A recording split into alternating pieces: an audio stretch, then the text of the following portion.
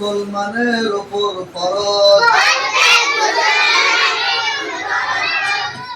4 নম্বর হাদিস শরীফ মিফতাহুল জান্নাহ আত-তুহুর শাতরুল ঈমান।